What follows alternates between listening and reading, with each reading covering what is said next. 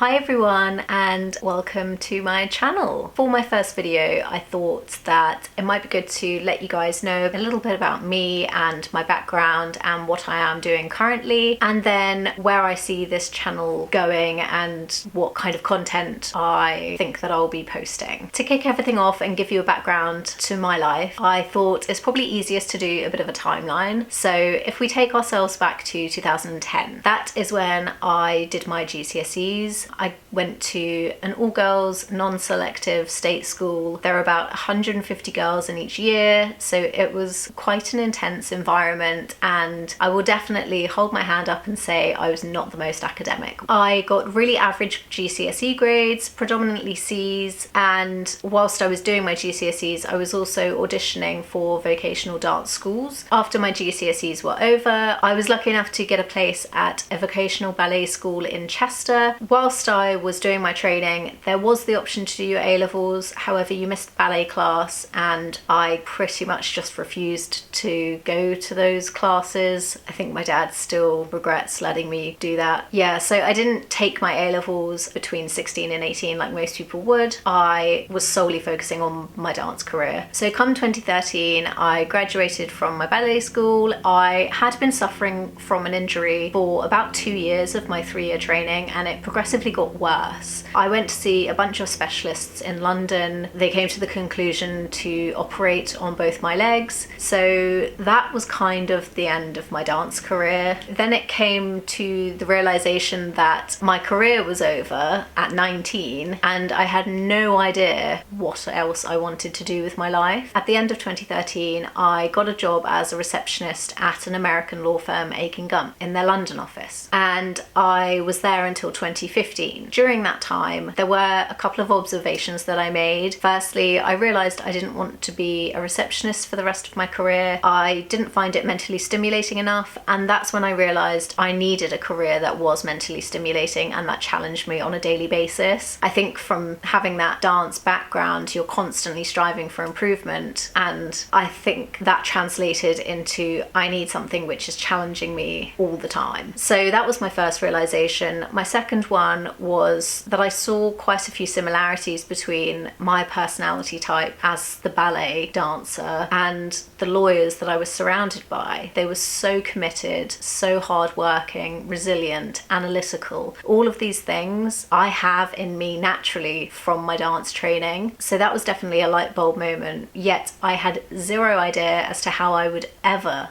become a lawyer, because my background thus far was not set up to go into law. Fast forward 2 years and we get to 2015. I realized the law firm was too big in the support team for me to progress at the rate that I wanted. I made the decision to move to Dubai. I moved to Dubai with another American law firm, Deckert, as a receptionist as well. However, this role had the opportunity to progress at quite a fast rate, and it did. I moved in 2015, and within 1 year I was promoted to legal secretary and also doing paralegal tasks alongside. So the progression was so much faster than what it would have been in London, which I knew, plus I was able to live on my own, experience a different culture, earn more money, and just, yeah, it was a great opportunity for me at the age that I was at. Once I was made secretary in 2016, unfortunately my time in Dubai got cut short as I had to move home for personal reasons. When I returned back to the UK, I got a job at a boutique West End intellectual property firm as a legal executive assistant, pretty much a legal secretary. I was doing that alongside having a lot going on in my personal life, and I was also self-teaching the A-level curriculum through Oxford Open Learning, which is like a distance learning platform. It's very independent. I had been out of formal education for such a long time, I just had no idea how to answer these questions. I had the knowledge and I knew what I was wanting to say, but I wasn't saying it in the way that the curriculum likes you to say it. And so that, combined with the fact that I was working in London and had a lot going on in my personal life, meant that my A-levels did not go well at all.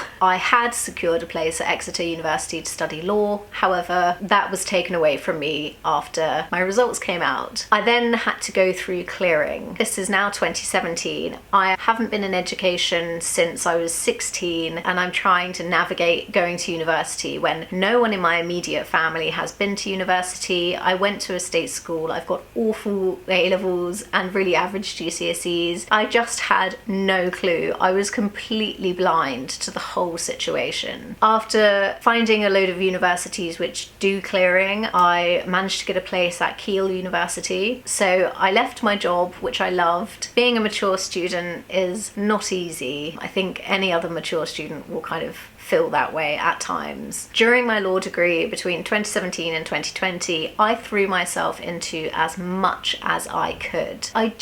Anything you can think of, I tried to do. I really wanted to make my time at university count for something. Again, coming from a background that isn't the traditional, I knew that I really had to push myself. So I did so much alongside university, as well as work part-time and commute from London to Keele weekly, which was quite stressful in my final year. And then I graduated in 2020 with a 2-1. Probably the worst year, or one of the worst years, apart from the financial crisis, to be graduating, as COVID was in full force and it meant that nobody was hiring. That is when, in 2020, I decided to go traveling around France in the back of my car. I went traveling around all the wine regions with my partner. It was just an amazing summer. It was COVID secure, and it was just a fantastic summer, to be completely honest. I realised just how grateful we are to have been able to, at that moment, both been unemployed and had an opportunity to do that. Albeit I wasn't employed, I'd just done a law degree as a mature student, which I'd given up so much to go back to university, and was such a risk. And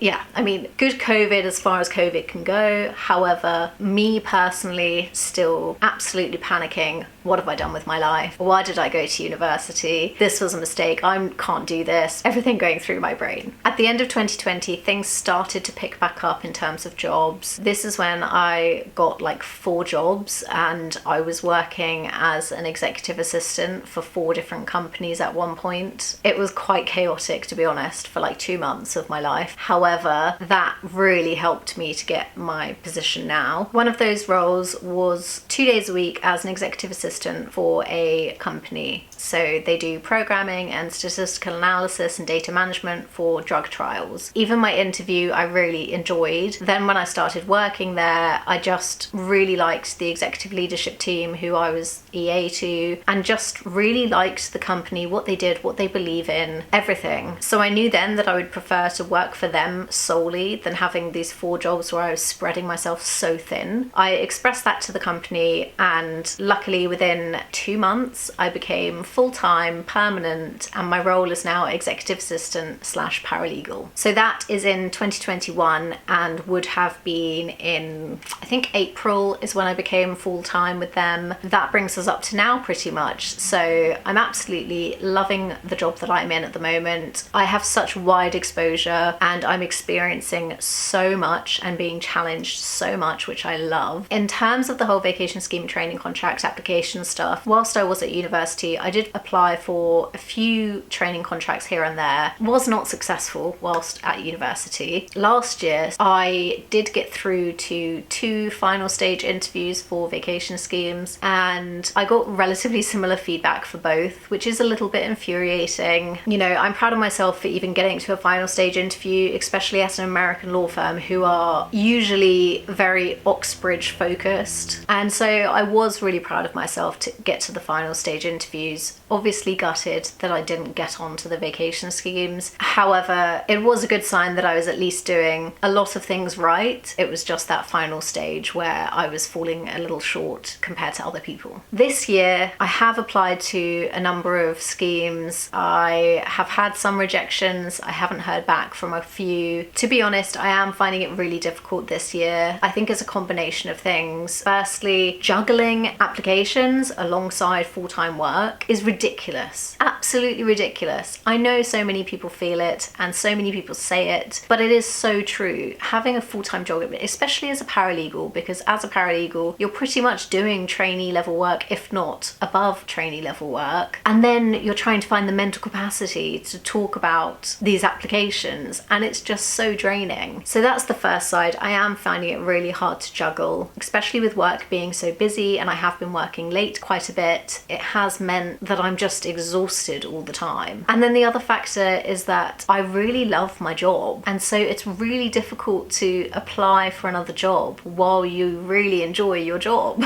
Obviously, I want to become a solicitor, which entails doing a training contract and qualifying. However, I'm here and I'm loving it, and I don't really want to leave now.